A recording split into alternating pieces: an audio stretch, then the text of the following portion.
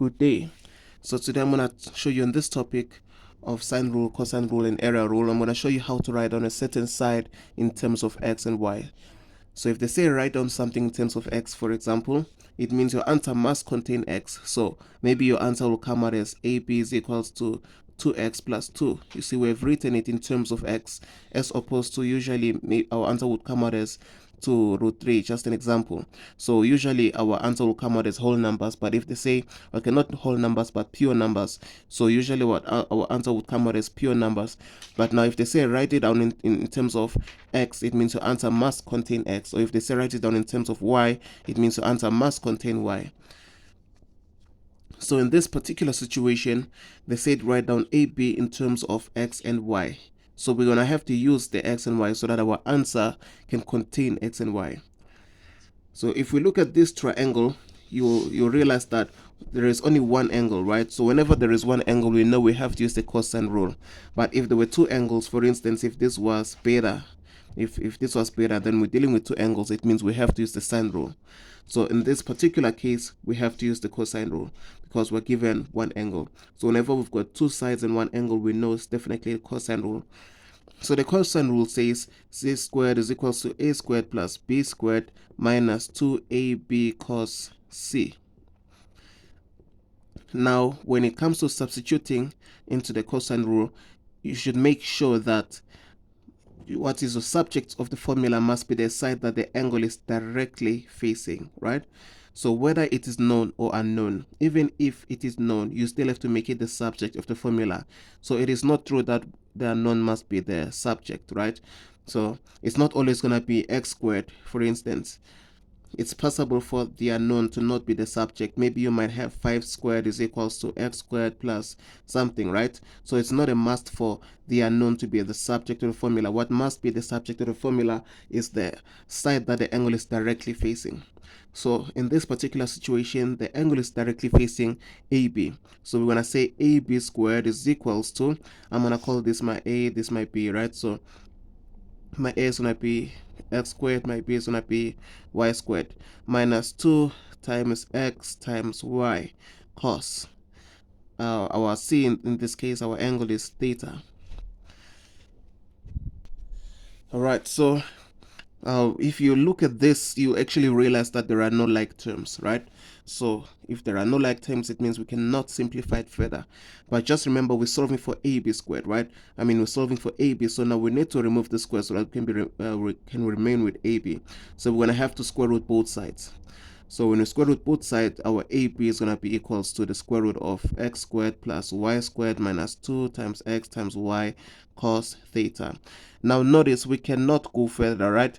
The mistakes that a lot of students make is, let's say they have something like the square root of x squared plus y squared.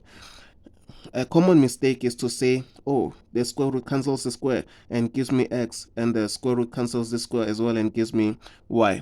This is actually not equal, right? The reason why this does not work is because there is an addition sign. Whenever there is an addition or subtraction sign between the terms, it means that we cannot use the square root to cancel the individual values. So the only time this thing works is if it was multiplication. If it was something like this, then when you square root both sides, then the square root will cancel the squares and you will have x, y. Another common mistake is if most students, when they see something like this, they would say it's equals to a squared plus b squared, but it is not equal by all means, right? It is not equal.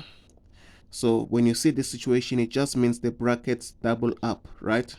So because it's a square, right? So it appears 2 times in multiplication. Then from there you have to distribute.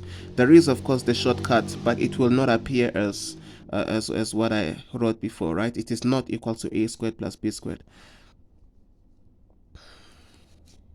So our answer remains like that. So this is how our answer remains. So it definitely means that we were done here. So we have written AB in terms of x and y. So that's what we've got there. So we've written it in terms of x and y. Here is another question. So they said write down AB in terms of x, beta, and theta, right? So it means our answer has to contain this stuff. So usually when you see two angles given, you should automatically find the third angle, right? Always. So for instance, we're given this and that, right? So it means angle C plus, because remember, sum of angles in a triangle is 180. So angle C plus beta plus theta gives us 180. Now my advice is, when you're dealing with this topic, when you're dealing with this topic, and let's say you're dealing with this topic, in this topic, in two-dimensional trigonometry and also in three-dimensional trigonometry, right? Whenever you're solving for a certain side, let's say you're given two angles and you want to find the third one, my advice is put this in brackets, right? As it is, take it to the other side and put negative, right? So it's better to put it this way rather than this way, rather than taking it to the other side and writing minus beta minus theta, right? Of course you can do that, then move to this step later, but you can just put this in brackets and just put it to the other side, right? When you take it to the other side, it's going to become, so it's like you put this in brackets, you take it to the other side. When you take it to the other side, of course the whole bracket will become negative. So there is a reason why you have to do it this way. You will just see. So then this becomes 180 minus beta plus theta.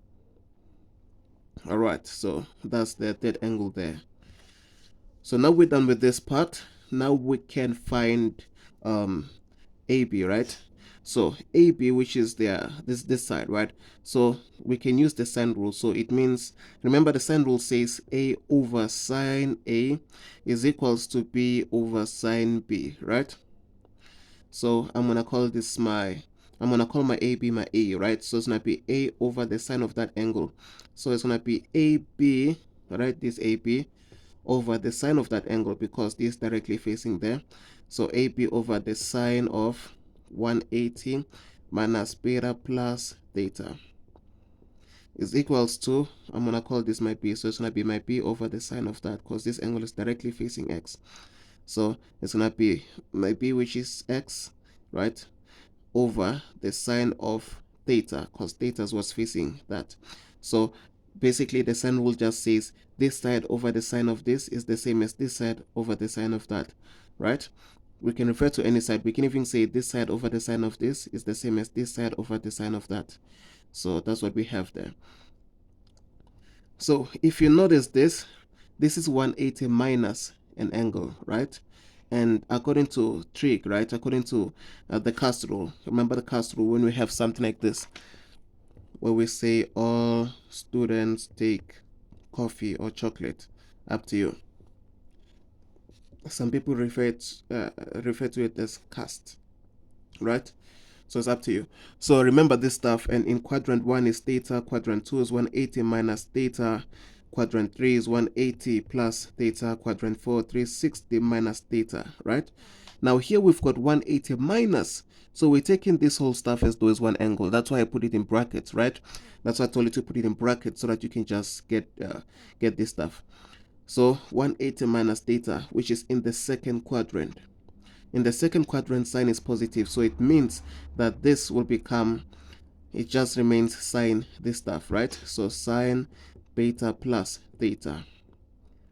And then AB, of course, remains. So you should know how to write this, right? You should know how to deal with this situation. So that's why I said you should put it in brackets and take it to the other side, so that it can appear in this form, so that you can take the whole bracket as though it's a single angle. So here we've got 180 minus that angle, so it means it's second quadrant, right?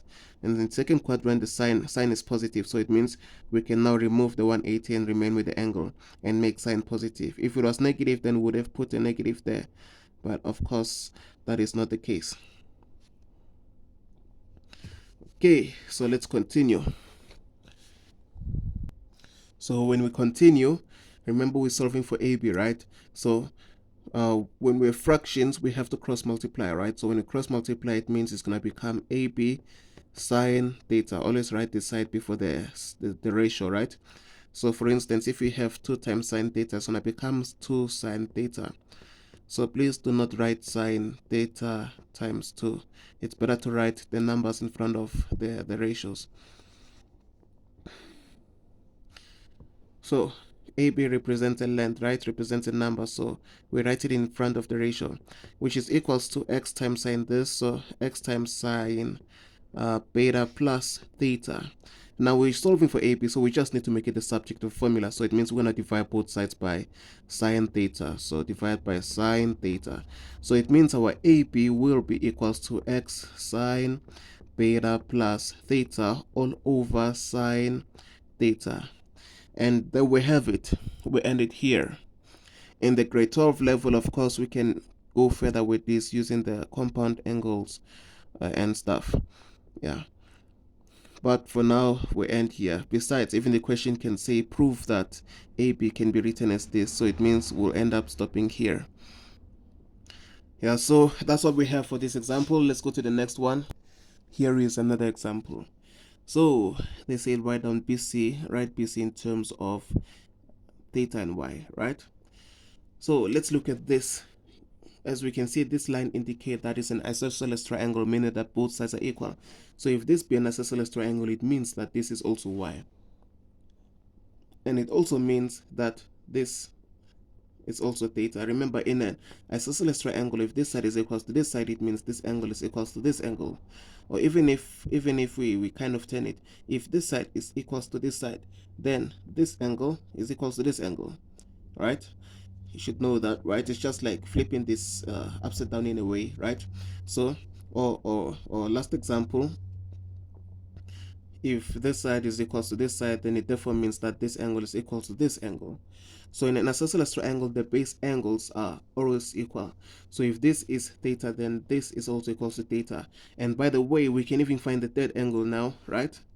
So it means angle A plus theta is equals to 180. And theta plus theta is 2 theta, right? So it's going to be plus 2 theta is equals to 180. And of course, we can take this to the other side, so it becomes 180 minus 2 theta. And then we have it. So the next one is 180 minus 2 theta. Okay, I hope it's visible. If there's any confusions, just remember it's 180 minus 2 theta. So they said write down BC in terms of x and y. So BC is this. So notice I can actually use the cosine rule. I can use the cosine rule or even the sine rule. So if I decide to use the sine rule, it means I'll say BC over the sine of that angle is the same as y over sine that. So let me do that. So BC over sine 180 minus 2 theta is equals to y over theta, even sine theta, right? So sine theta. Even if I chose to I can say y over sine theta, or even this y over sine theta, it becomes the same. So we're solving for BC, right? So remember, if we have fractions, we can cross multiply. There is even another method we can use where we multiply both sides by the denominator to get rid of this. So I'm just going to use the cross multiplication method. So it means BC times sine that. So BC times sine theta is equals to y times sine 1. Or before cross multiplying, let me just simplify this. It's better to simplify it. So check it out, 180 minus 2 theta. So I'm going to take the whole of 2 theta as though it's theta, right? So I'm going to take 2 theta as though it was x, right? Remember, if it was 180 minus x in the sine rule, what will it become? It's in the second quadrant, and in the second quadrant, sine is positive, right? So it means that it will become sine x. But remember, my 2 theta was what I replaced with x, so it means it's going to become sine 2 theta. So this whole part, why did I erase it? There was no need to erase it. On the next step, right? On the next step, it means BC is over sine 2 theta. Okay, let me just, so BC over sine 2 theta is equals to y over sine theta. And then now we need to make BC the subject of the formula. So it means I can multiply both sides by sine 2 theta to get rid of this, and I'll be left with BC, or I can use the cross multiplication method. So let me just use the cross multiplication method. So then this will become BC times sine theta is equals to y times sine 2 theta. It's better to write individual letters before the angle. Notice I didn't write sine theta times 2, and I didn't write sine 2. I didn't write sine what? Sine theta y. If you do this, it seems it will look like y is being part of the angle. So it's better to put letters in front of the ratios, right? Then from there, we need to make BC the subject to the formula. So we're going to divide both sides by sine theta to get rid of sine theta so that BC can remain alone, right? So when we divide both sides, you realize that they will cancel out and we'll be left with BC. So it means BC is equals to this. So there, I wrote it in terms of theta and y, right? So there. In those advanced level, they will now say prove that BC is equals to this. We just use the same procedure until our answer ends up looking like what they gave us. And there we have it. So always remember, when you're given two angles, find the third one. Even if you don't think it will help you, right? Always find the third one. Here is another example. So they said write down BD in terms of x, actually in terms of y, a, and beta. So before we even proceed, we're given triangles, right? So we have two sides, so why don't you find the other side? It means that this side is going to become 90 minus beta. If you don't understand why, let's use the sum of angles in a triangle. So it means this angle, right? So it means angle ACB plus beta plus 90 is equals to 180, right? So when you take this to the other side, we're going to have 180 minus beta plus 90. But there are like terms, right? So we can actually go further here. So this is going to become 180 minus beta minus 90. 180 minus 90 becomes 90 minus beta. So the answer ends here. If this was a letter, then I would have left it like that. But because it's a number and this is also a number, and we see that they are like terms, I had to distribute, right? I had to get rid of the brackets. Or you can just take everything to one side without putting brackets whenever you say that you're dealing with numbers. But if you're dealing with two letters, please put it in bracket in this form. So it means that this side is 90 minus beta, right? Now we can get this side, right? So let's get that side. I meant that angle, right? So we have two angles again in this triangle. So let's get the missing one. So I'm going to say angle CBD is plus alpha plus theta equals to 180, right? Sum of angles in a triangle. And then now let me take this to the other side. So it's going to become angle CBD is equals to 180 minus, notice I'm putting them in brackets. So when there's an invisible positive in front of something, I don't need to write the invisible positive. So it becomes alpha plus theta, right? And that's what we have there. So it means this side is 180 minus alpha plus what? Plus theta. So it's better to find all the angles. It makes things easier. So we need to find BD, right? We need to find BD. The only problem with finding BD is that we have no side in this triangle. We have not even one side, so we can't even use it.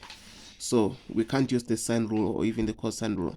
It means we're going to have to use something here in order to find. So this is the common length. It's common length because it is common in both triangles. If you check BC, it's common in both triangles, right? If I write it BC, it's here, and if I draw the lower one, right, if I draw ABC, and if I draw triangle BCD, notice BC is common in both of them, meaning it exists in both triangles. So we always have to find the common length. So we have to find BC. So let's find BC. Now if you notice, there are two, or there are actually three angles, meaning we can use the sine rule. So this is a given side, so we can say y over sine beta, because this is directly facing y, is equals to BC, right? Because we're interested in finding BC. So BC over the sine of whatever is facing BC, so which is 90. Then we need to find BC, so we're going to have to cross multiply. When we cross multiply, we will get BC times sine Okay, this was what? It was sine beta. Okay, sine beta, right? I could have written it on the right side of the equation. I just chose to write it on the left side. The order doesn't matter. And then this becomes sine 90. And then from there, we now solve for BC. So we're going to have to divide both sides by sine.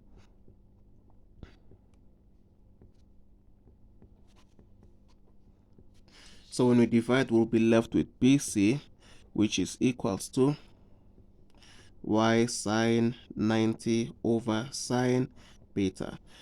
So there, I've got the common length. Now I've got the common length. So it means I can now use it to help me find BD. So let me just write the answer somewhere. So we got our BC, right? So I chose to write it there, right? So in this specific triangle, we have got this side, right?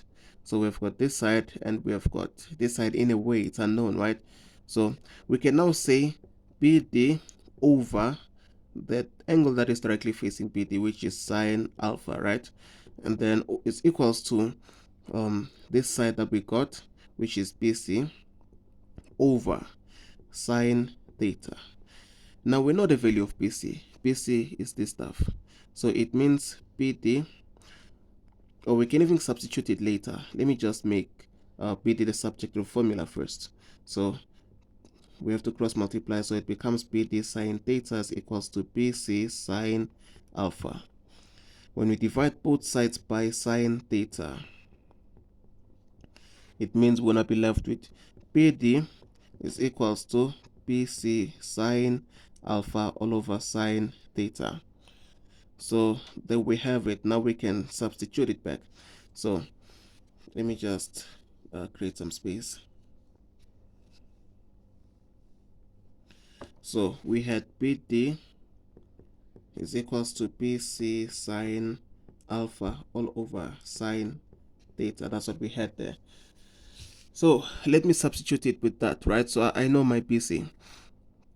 So BD, which is equals to my BC, which is this stuff. So it becomes y sine 90 all over sine beta times sine alpha all over sine theta. Now notice when we're multiplying fractions, it is actually the same as over 1. So we can just multiply along the same line. So it means BD is the same as y sine 90 sine alpha all over sine beta. This is all over sine theta. Now we have a complex fraction. How do we simplify it? We use the tip and times method. If we have something like this, this is the same as c over 1. In other words, this sine theta is the same as sine over 1. When we divide fractions, remember when we say a over b divided by c over 1, we actually change it to multiplication and then we invert. So what is down comes on top and what is on top goes down. After we do that, that's when we multiply. So it becomes a times y1, which is a, b times c, which is bc. So in this particular example, this would be the answer. So we'll use the same method, right? So there is a shortcut. I can just get straight to the answer, but I'm just doing it for the sake of some people that need me to slow down. So this fraction divided by this fraction, so it means y sine 90 sine a over sine beta divided by sine theta over 1. I change the division sign into multiplication and I invert them, so it means 1 will go on top, sine theta will go down. Then from here I multiply along the same line, so it means my answer is going to be y sine 90 sine a all over sine beta sine theta. But there is an issue. Whenever you see numbers, whenever you see the sign of a number, you can just type that in the calculator. You will realize that sine 90 is 1. We could have even done it a long time ago, actually. So it's up to you. You can choose. So sine 90 is actually 1. So it means on the next step, if I change this to 1, when anything times 1 is still that thing. So it means it's going to become y sine a, right? So this is my final answer. So it means my BD is equals to this stuff. So when I simplify this stuff, it gives me this. Always remember that when there is a number, when there's a sign of a number, type that in the calculator and you will get your answer. Alright, so it says write down AC in terms of beta, alpha, and theta, right? So the ask us will write AC. So AC, which is this length, right? Now if we were to find this length, alright, so there is supposed to be an X there. So let's find out. So for us to get AC, there is no given side here, so we cannot, right? But now notice we're given angle, so let's find this. If you solve this using that method I've been showing you, this side is going to become 90 minus beta, right? And then now if you solve this part, it's going to become 90 minus alpha, because alpha plus 90 plus, they are non-angle equals to 180. When you solve, you end up with this answer. And then this part is going to become 90 minus theta. Alright, so now let's solve, right? So this side is common to both triangles. This side also, BC, is common to both triangles, right? So we've got 3 triangles. So we've got 2 common length because both of them are common to those triangles. So it means we have to find both of them. So let's find DC. So it means DC over the sine of 90 is equals to x over the sine of 90 minus alpha. Alright, so now we need to get DC. So when we cross multiply, or we can just deal with this. Let's deal with this. What is sine 90? Sine 90 is actually 1. So it means the answer is DC over 1. But DC over 1 is the same as DC. So I'm done making DC the subject. And this part, sine 90 minus theta. According to trigonometry, sine 90 minus theta becomes cos theta. So this is alpha, so it becomes cos alpha.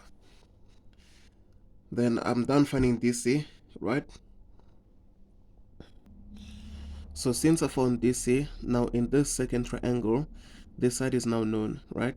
So we can use the sine rule again. We can say DC over that. So we can say DC, okay, DC over sine alpha is equals to, we're going to need to find the common length, right? So it's going to become equals to BC over sine 90.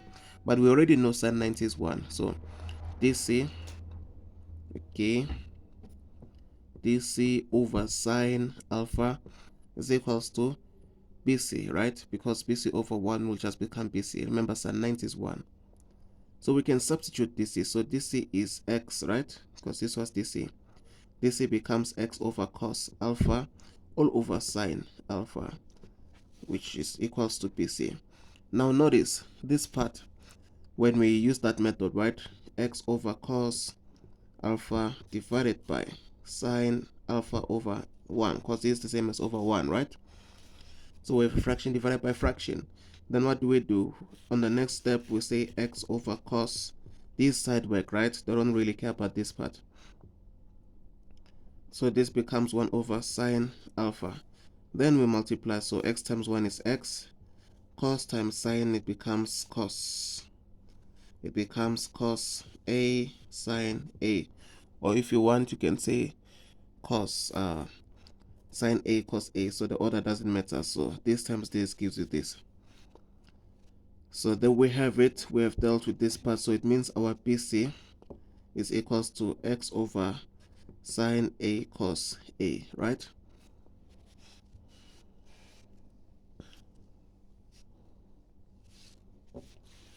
Okay, so now we found BC. Now we can finally use it to find AC, the side that he asked us. So AC over sine beta, so AC over sine beta is equals to, okay, so it's AC over sine beta, which is equals to the given side that the side that we found, the common length, BC over sine 90. And it becomes easier again. We know that sine 90 is 1, so it just becomes BC, right? Because BC over 1 becomes BC, still BC. And then our AC, right? So AC, which is what we want. So AC over sine beta gives you that.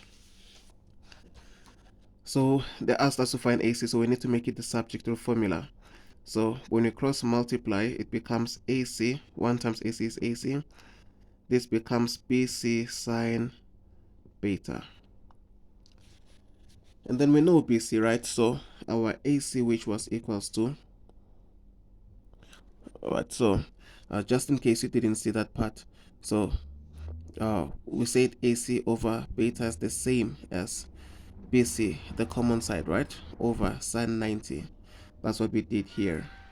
So using that triangle, we finally found AC. So our AC now, which is equals to, okay, our BC, which is what we found before, it was equals to this stuff. So it means x over sine alpha cos alpha times sine beta. So this is the same as multiplied, right? So when you multiply that, it's going to become AC is equals to x times sine beta. Remember all these letters before the ratios. And then this becomes sine alpha cos alpha. And there we have it. We're done. We got AC. Alright, so in the other video I deal with exercises, right?